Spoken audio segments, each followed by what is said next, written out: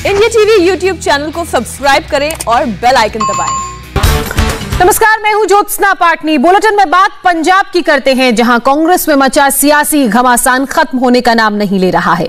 आज कैप्टन अमरिंदर सिंह की दिल्ली दरबार में पेशी है और इस वक्त की बड़ी खबर यह है, जो सूत्रों के हवाले से भी हमें जानकारी मिल रही है, कि सिद्धू की बयानबाजी से कैप्टन अमरिंदर सिंह बेहद नाराज हैं और आज आलाकमान के सामने सख्त रवैया दिखा सकते हैं। अब से थोड़ी ही देर में कैप्टन अमरिंदर सिंह कांग्रेस के 3 सदस्यों के पैनल के सामने हाजिर होंगे। इस दौरान कैप्टन अमरिंदर सिंह नवजोत सिंह सिद्धू और परगट सिंह के खिलाफ कार्रवाई करने की मांग भी कर सकते हैं। सूत्र ये भी बता रहे हैं कि कैप्टन और सिद्धू के खिलाफ आर पार की लड़ाई जो है वो ये मूड में ये लोग नजर आ रहे हैं, लड़ाई छिड़ चुकी है। तो सवाल ये है कि क्या पंजाब का झगड़ा दिल्ली में अब सुलझेगा? कांग्रेस हाईकमान पंजाब में मची कलह को लेकर बहुत टेंशन में पहले से ही है, तभी तो एक के बाद एक नेताओं से मिलने का दौर जारी था और विधायकों से मुलाकात की गई। एक और जहां आज दिल्ली में कांग्रेस पैनल के सामने मुख्यमंत्री कैप्टन अमरिंदर सिंह की पेशी होगी, तो वहीं दूसरी ओर राहुल गांधी भी लगातार पंजाब कांग्रेस के नेताओं के साथ मीटिंग कर रहे हैं। आज भी वो कई पंजाब के नेताओं के साथ मुलाकात करने वाले हैं। और इस बड़ी खबर पर मेरी सहयोगी विजय लक्ष्मी इस वक्त हमारे साथ लाइव जुड़ चुकी हैं। सीधे विजय लक्ष्मी का रुख करेंगे। विजय लक्ष्मी, अब पिछले महीने से कमेटी के सामने लोग आ रहे हैं, पंजाब के मुख्यमंत्री आए, नवजोत सिंह सिद्धू आए, उनकी पेशी हो रही है। अब ऐसे में सवाल यह है कि क्या आज कोई फाइनल रिजल्ट मिल पाएगा, जिस हिसाब से मुख्यमंत्री का मिजाज नजर आ रहा है? देखिए, फाइनल रिजल्ट तो कहना मुश्किल है, लेकिन जरूर, क्योंकि पिछली बार कमेटी ने काफी लंबी प्रक्रिया की थी, 100 से ज्यादा कांग्रेस के नेताओं से बातचीत की पंजाब के, उसके बाद रिपोर्ट हाईकमान को सौंपी गई, लेकिन मामला फिर भी सुलझता हुआ नजर नहीं आ रहा है। कल ही नवजोत सिंह सिद्धू का एक इंटरव्यू उन्होंने ट्विटर पर डाला, शेयर किया, जिसमें उन्होंने कहा कि वो कोई शो पीस नहीं है। तो नवजोत सिंह सिद्धू लगातार अपनी बात जो है वो कहते आ रहे हैं, काफी नाराज चल रहे हैं कैप्टन अमरिंदर सिंह। बिल्कुल विजय लक्ष्मी, मैं आपको रोकना चाहूंगी। जो तस्वीरें इस वक्त हम देख रहे हैं उसमें एक काफिला निकलता हुआ, गेट खोला जा रहा है, गाड़ी बाहर की तरफ निकल रही है। मुख्यमंत्री कैप्टन अमरिंदर सिंह उस कमेटी के सामने पेश होने के लिए निकल रहे हैं, जहां वो स्पष्ट रूप से अपनी नाराजगी भी जाहिर कर सकते हैं। ये उनकी गाड़ियों का काफिला है। प्रोटोकॉल के तहत जो गाड़ियां आप देख रहे हैं सामने से दरवाजे के अंदर से निकलती हुई, ये अब उस कमेटी के सामने जा रही हैं, 3 सदस्यीय कमेटी के सामने, जहां पर आज कैप्टन अमरिंदर सिंह अपनी बात रखेंगे। हालांकि इससे पहले भी उनकी इस कमेटी के सामने पेशी हो चुकी है, लेकिन एक बार फिर से, जैसा कि आप भी हमें बता रही हैं और खबर भी हमें मिल रही है, कि अपनी नाराजगी एक बार मुखर रूप से जाहिर करेंगे, चाहे वो बात सिद्धू की हो, चाहे वो बात परगट सिंह की हो। और ट्विटर पर भी जिस तरह के ट्वीट सामने आए वो भी इस ओर इशारा करते हैं। अब ऐसे में सवाल ये है कि जब कांग्रेस ने ये फैसला ले लिया है कि कैप्टन अमरिंदर सिंह के नेतृत्व में 2022 का पंजाब का चुनाव लड़ना है, तो इस कलह को कैसे दूर किया जाएगा? खाली पदों को भरने की बात भी सामने आई, एक डिप्टी मुख्यमंत्री बनाने की भी बात सामने आई। विजय लक्ष्मी, गाड़ियों का काफिला निकल चुका है। अब से कुछ ही देर बाद कैप्टन अमरिंदर सिंह उस पैनल के सामने होंगे, लेकिन सवाल अभी भी यही बरकरार कि दिल्ली में पंजाब की कलह कैसे सुलझेगी, वो भी तब जब चुनाव सर पर है। वापस विजय लक्ष्मी का रुख करेंगे, लेकिन बड़ा सवाल यही बना हुआ है। अब आप समझिए, एक तरफ आज कांग्रेस के पैनल के सामने पंजाब के मुख्यमंत्री कैप्टन अमरिंदर सिंह की पेशी है और जो जानकारी मिल रही है उसके मुताबिक यहां वो अपनी बात रख सकते हैं, अपनी नाराजगी मुखर रूप से जाहिर कर सकते हैं नवजोत सिंह सिद्धू और गुट को लेकर। और वहीं दूसरी तरफ आज राहुल गांधी भी पंजाब के कांग्रेस के नेताओं के साथ मुलाकात कर सकते हैं। हालांकि लगातार बीते कुछ दिनों से उनका मुलाकात का कार्यक्रम जो है वो चल रहा है, लेकिन आज भी कई ऐसे नेता हैं जिनसे वो वीडियो कॉन्फ्रेंसिंग के जरिए बात कर सकते हैं। और पंजाब की अगर बात की जाए तो जो क्राइसिस यहां पर चल रहा है उसकी क्रोनोलॉजी को समझना भी आपके लिए बहुत जरूरी हो जाता है, क्योंकि ये पैनल पिछले महीने से लगातार पंजाब के नेताओं से, पंजाब के जो एमएलए हैं उनसे, इसके अलावा पंजाब में जो पिछले विधानसभा चुनाव हुए थे उसमें जो कांग्रेस के उम्मीदवार हार गए थे उनसे भी मुलाकात कर रहे हैं। मेरे सहयोगी पुनीत परिंजा भी इस वक्त हमारे साथ लाइव जुड़ चुके हैं। पुनीत, जहां एक तरफ मुख्यमंत्री पैनल के सामने पेश होंगे, तो वहीं दूसरी तरफ खबर यह भी है कि राहुल गांधी भी पंजाब के कांग्रेस के नेताओं से बात करने वाले हैं, तो किन किन के नाम सामने आ रहे हैं?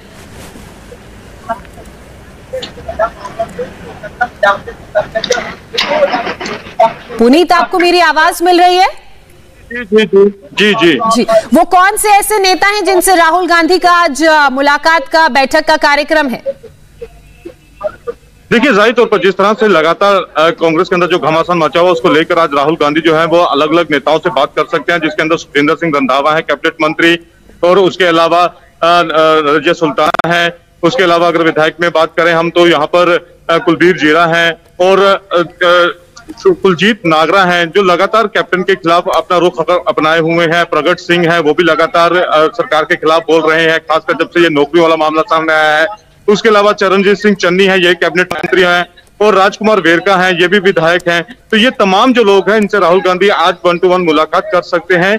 और जो लगातार घमासान मचा हुआ है उसके अंदर आज कैप्टन अमरिंदर सिंह खुद भी एक ऑडियो जो है और वीडियो जो है वो आलाकमान के सामने पेश करेंगे, जिसमें वो ये बताएंगे कि किस तरह से सिद्धू जो है वो लगातार उनके खिलाफ बयानबाजी कर रहे हैं। बिल्कुल पुनीत, ये भी बात सामने आई थी कि जो एक गुट है वो सिर्फ मुख्यमंत्री से नाराज है, लेकिन बाकी लोग मुख्यमंत्री से नाराज नहीं है। हालांकि उनका ये कहना है कि मुख्यमंत्री से मिल पाना बड़ा मुश्किल हो पाता है, लेकिन उसी बीच इतने सारे लोगों का एक बार फिर से सामने आ जाना ये इशारा कर रहा है।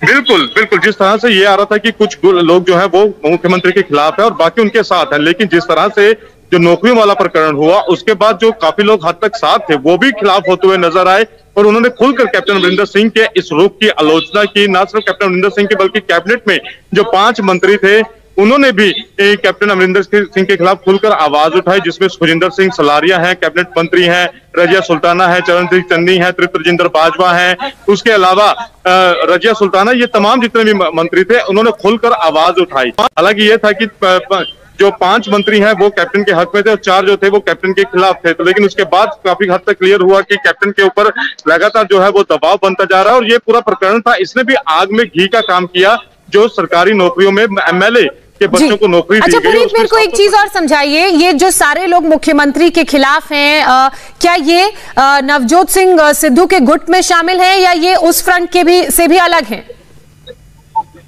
जी, अगर इन सब की बात करें, इसमें सुखजिंदर जो रंधावा है वो सिद्धू के काफी क्लोज माने जाते हैं, प्रगट सिंह सिद्धू के काफी क्लोज माने जाते हैं। अगर हम चरणजीत चन्नी, राजकुमार वेरका या कुलजीत नागरा, कुलबीर जीरा, ये 2 और विधायक है, कुलबीर जीरा और कुलजीत जो नागरा है, ये भी जो है ये सिद्धू के खेमे में आते हैं। लेकिन जो दलित विधायक हैं वो अलग है, उनकी अपनी अलग एक राजनीति चल रही है। बिल्कुल, चलिए पुनीत आप बने रहिए। एक और खबर जो पंजाब से ही सामने आ रही है, इस वक्त की बड़ी खबर, वो भी बता देते हैं। आज कोटकपुरा गोलीकांड में पूर्व सीएम प्रकाश सिंह बादल की एसआईटी के सामने पेशी है। एसआईटी की टीम चंडीगढ़ में बादल के घर पहुंची है। एसआईटी की टीम प्रकाश सिंह बादल से यह जानना चाहती है कि आखिर प्रदर्शन के दौरान फायरिंग का ऑर्डर किसने और किन हालात में दिया था, जिसमें 2 लोगों ने अपनी जान गंवाई थी। आपको बता दें कि यह मामला साल 2015 का है, जब गुरु ग्रंथ साहिब की बेअदबी पर प्रदर्शन किया गया था। इससे पहले एसआईटी ने 9 जून को समन भेजकर पूर्व मुख्यमंत्री को 16 जून को मोहाली में बुलाया था, लेकिन खराब तबीयत का हवाला देकर प्रकाश सिंह बादल नहीं गए थे। और इसी मामले में अब पूर्व सीएम प्रकाश सिंह बादल से एसआईटी सवाल करेगी। आखिर प्रकाश सिंह बादल को एसआईटी ने क्यों बुलाया है, यह जानना भी बहुत जरूरी हो जाता है। पूरी डिटेल्स के साथ आपको समझाते हैं। 2015 में फरीदकोट में गुरु ग्रंथ साहिब की बेअदबी को लेकर प्रदर्शन हुआ था।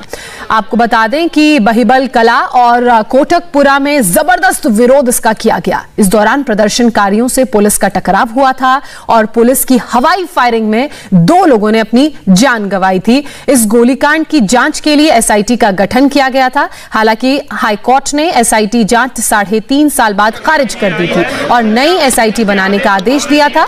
एसआईटी ने प्रकाश सिंह बादल को 9 जून को समन भेजा था, 16 जून को बुलाया था, लेकिन बीमार होने के चलते प्रकाश सिंह बादल नहीं जा पाए और आज उनकी पेशी है।